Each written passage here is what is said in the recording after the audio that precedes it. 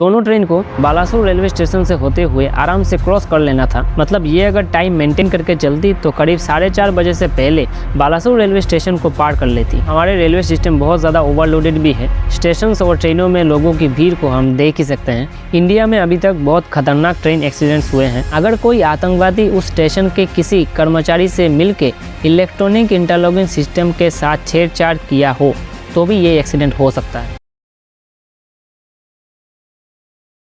बात था 2 जून 2023 शाम के लगभग 7 बजे उड़ीसा के बालासुर स्टेशन पे कोरोमंडल एक्सप्रेस 128 किलोमीटर प्रति घंटा से वेस्ट बंगाल से आ रही थी। ठीक लगभग उसी वक्त अपोजिट डायरेक्शन से यशवंतपुर एक्सप्रेस 126 किलोमीटर की रफ्तार से बेंगलुरु से हावड़ा जा रही थी। दोनों ट्रेन को बालासुर रेलवे स्टेशन से होते हुए आराम से क्रॉस कर लेना था, लेकिन कुछ ऐसा हुआ कि कोरोमंडल एक्सप्रेस स्टेशन के पॉइंट से अपने ट्रैक चेंज कर लिया और लूप लाइन में खड़ा मालगाड़ी को जाके टक्कर मार दिया और ट्रेन पलट गई। कुछ डिब्बे दूसरे मेन लाइन पे चले गए, जिसके वजह से यशवंतपुर एक्सप्रेस के पीछे के 2 डिब्बे उन डिब्बों से टकराए और वो भी डिरेल होकर पलट गए। आखिर ऐसा हुआ कैसे? इंडिया का ये one of the deadliest train accident है। एक्चुअली क्या हुआ था, चलिए जानते हैं इस वीडियो में। उड़ीसा के बालासोर में बहुत बड़ा ट्रेन हादसा हुआ। Railway station train accident happened. New India का सबसे दर्दनाक ट्रेन हादसा है। 20 साल में दुनिया में ऐसा ट्रेन हादसा नहीं देखा है।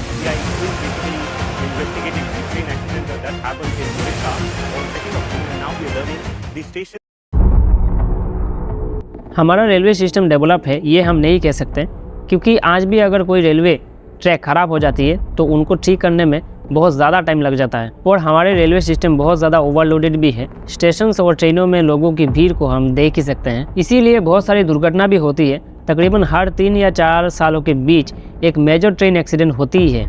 इंडिया में अभी तक बहुत खतरनाक ट्रेन एक्सीडेंट्स हुए हैं, जिसमें से 1981 का बिहार ट्रेन एक्सीडेंट है, जब एक पैसेंजर ट्रेन मालगाड़ी को टक्कर मार दी थी। करीब 800 लोगों की जान चली गई थी उस एक्सीडेंट में। फिर 1995 का फिरोजाबाद ट्रेन एक्सीडेंट, जिसमें करीब 400 लोगों की जान गई थी। रीज़न था 2 ट्रेन का आपस में टकराना। फिर हुआ 1998 का खन्ना रेल हादसा, जो टूटी ट्रैक की वजह से हुआ था। उसमें भी तकरीबन 250 लोगों की मौत हो गई थी।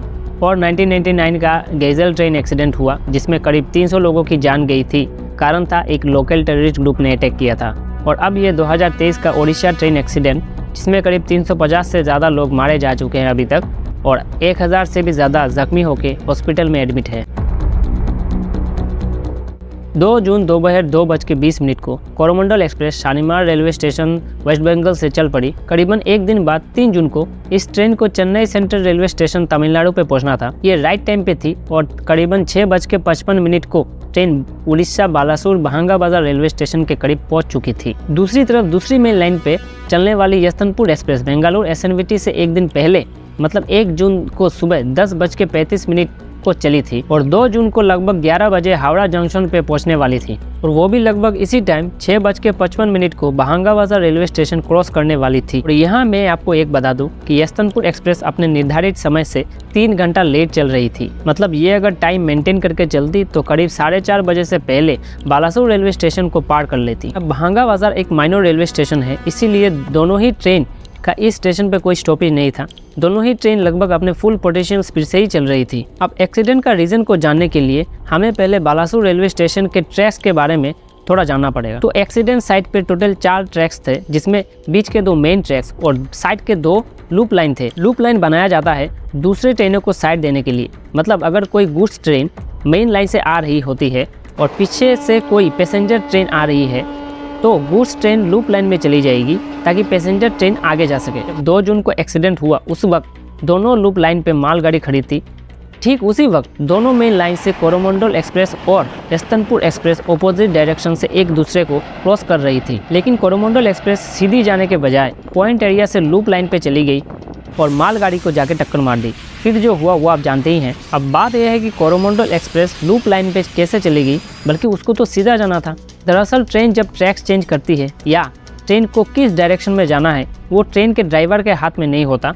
उसका पूरा कंट्रोल रेलवे स्टेशन या प्लेटफॉर्म से इलेक्ट्रॉनिकली कंट्रोल किया जाता है। ट्रेन का ड्राइवर सिर्फ सिग्नल को फॉलो करते हुए स्पीड को कंट्रोल करता है। अब इसी तरह कोरोमंडल एक्सप्रेस के ड्राइवर के हाथ में भी नहीं था कि वो सीधा जाएगा या लूप लाइन में घुस जाएगा। टेक्निकली इस एक्सीडेंट में ड्राइवर की कोई गलती नहीं है। अब आप ये समझ रहे होंगे कि इस एक्सीडेंट के पीछे उस आदमी की गलती है जिसने पॉइंट मशीन के थ्रू ट्रेन का डायरेक्शन लूप लाइन की तरफ कर दिया था। लेकिन ये करना इतना आसान नहीं है कि किसी इंसान का मन हुआ और वो ट्रेन का डायरेक्शन चेंज कर दिया। अब यहाँ आता है इलेक्ट्रॉनिक इंटरलॉकिंग सिस्टम। अब वही इलेक्ट्रॉनिक इंटरलॉकिंग सिस्टम जिसका हमारे रेलवे मिनिस्टर अश्वनी वैष्णव जी ने इस पूरे एक्सीडेंट का जिम्मेदार ठहराया है। इलेक्ट्रॉनिक इंटरलॉकिंग सिस्टम को आप ऐसे समझिए कि इसको इंश्योर करना है कि सब कुछ ठीक चल रहा है।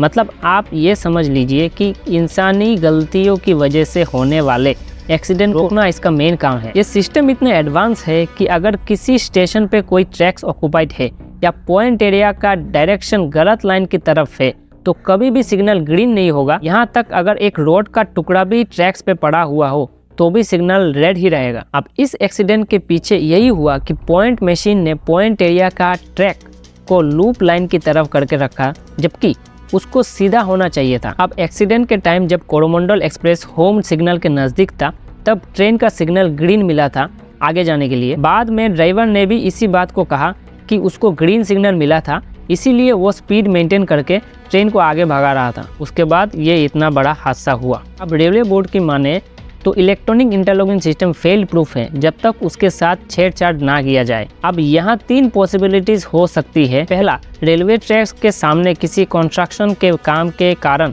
अनजाने में किसी इंपॉर्टेंट वायर को काट दिया हो। दूसरा, लापरवाही, मतलब मेंटेनेंस के time signal and telecommunication department वाले आदमी ने कोई गलती किया हो। तीसरा है सबटाज, मतलब जानबूझ के ये किया गया हो। हमको ये समझना होगा कि electronic interlocking system fail proof है लेकिन टेम्पर प्रूफ नहीं है। अगर कोई आतंकवादी उस स्टेशन के किसी कर्मचारी से मिलके इलेक्ट्रॉनिक इंटरलॉकिंग सिस्टम के साथ छेड़छाड़ किया हो तो भी ये एक्सीडेंट हो सकता है। अब इसका एक्चुअल रीज़न क्या है ये तो पूरा जांच होने के बाद ही पता चलेगा। इसका पूरा इन्वेस्टिगेशन सीबीआई के हाथों में है। उम्मीद करते हैं कि जल्द ही इसका एक्चुअल रीज़न पता चलेगा। तो मिलते हैं किसी और एक वीडियो में।